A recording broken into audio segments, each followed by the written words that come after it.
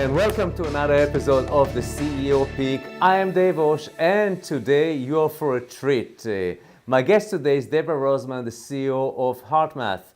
She's a behavioral psychologist, 30 years experience in the corporate, as a corporate executive, as an entrepreneur.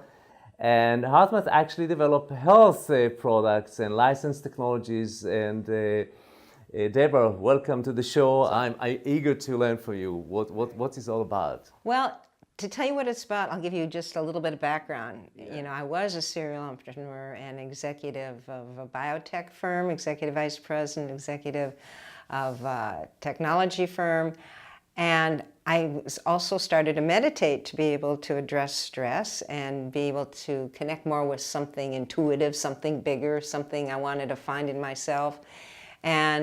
But I'd go to work and I'd meditate in the morning, go to work, get all stressed out, come back, can't wait to go back to meditation or yoga or something, and I felt like I was on a merry-go-round. So there's got to be another way to live. I didn't feel like I was spiraling up. I felt I was just going in a circle. And when HeartMath founder, Doc Childre, who was a stress researcher for many years, said, I want to research how the heart, the brain, the nervous system, how it all works together to see if there's a way people can really regulate or change the stress response and be in higher performing states, improve health, and improve their sense of who they are.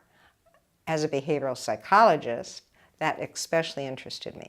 So that's how HeartMath started. And what happened was I was thrown into a situation then when I became the executive of a mission-driven project in a same time trying to say, okay, what do we do to make the workday different? How do we, if we're researching stress, how do we at the same time manage stress? And this was many years ago before the current stress epidemic that everybody is suffering from. And that's where our research, which was published in the American Journal of Cardiology, showing the critical link for the first time between our emotional state and the physical heart.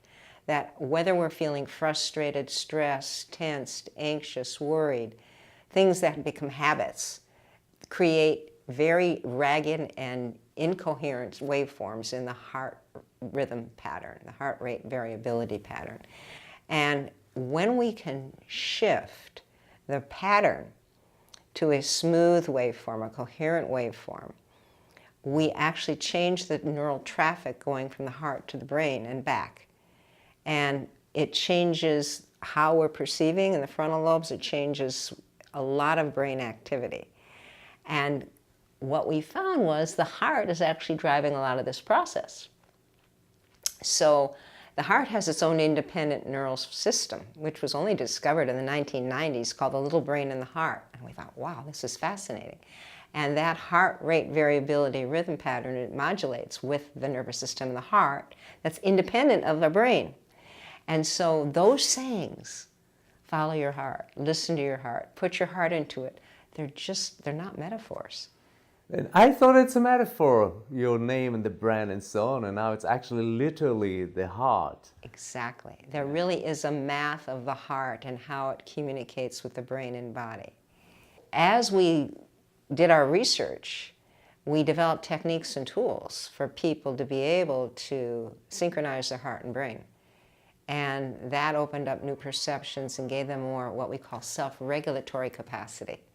So that if you get triggered, you don't automatically go into all this worry and strain and projection and downslants and the whole downward spiral trail and then have to work your way back up. HeartMath now is one of the leading programs in the Navy and law enforcement and in hospital systems for teaching people self-regulation skills, how to come back to a physiological flow state, an intuitive connection where your situational awareness is really giving you the information you need to make better decisions.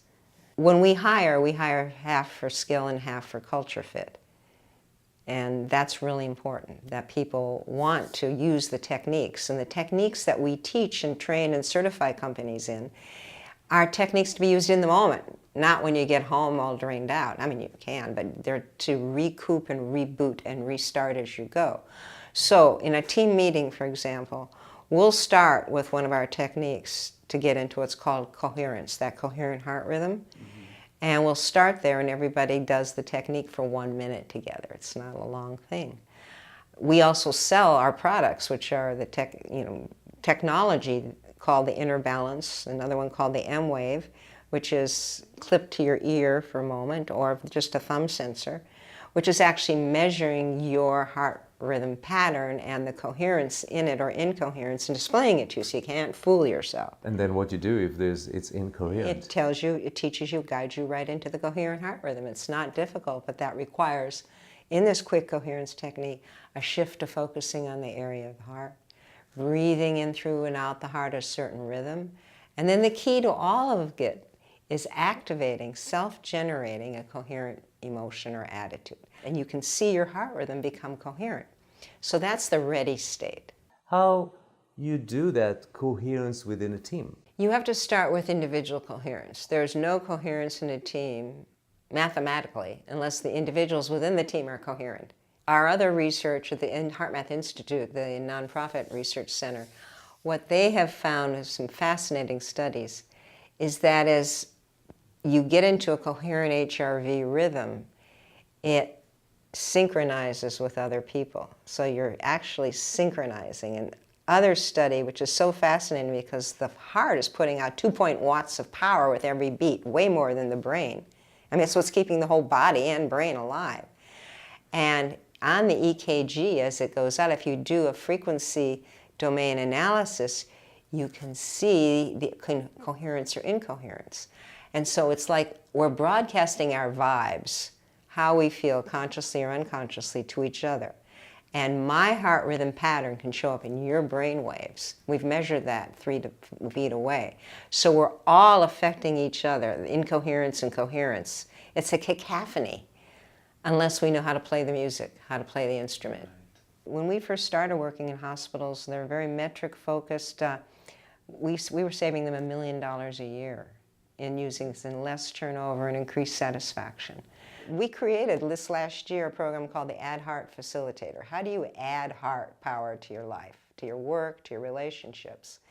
And this is a program that is learning. It's on our learning management system. It's just 20 minutes, 6 20-minute sessions, and you learn a 3-step basic HeartMath technique that you can apply, share with others without having to get certified. And it comes with the inner balance Bluetooth sensor technology, which connects to an app on Google Store or the App Store that you download for free. And that's what puts you into what we call our heart cloud. And you get all these gamifications, and you get all the technology, and you get the whole thing, a whole program, and you get to see where you are, and you practice the technique, and you improve your process. And within a few months, if you use it, we usually say 2 or 3 times a day for a few minutes, then remember what it felt, and then begin using, go back to that reference, you'll start to see dramatic changes. Deborah, thank you so much for your time. It was just kind of an amazing interview. And thank you for being with us today, and I'm looking forward to see you next time. Bye.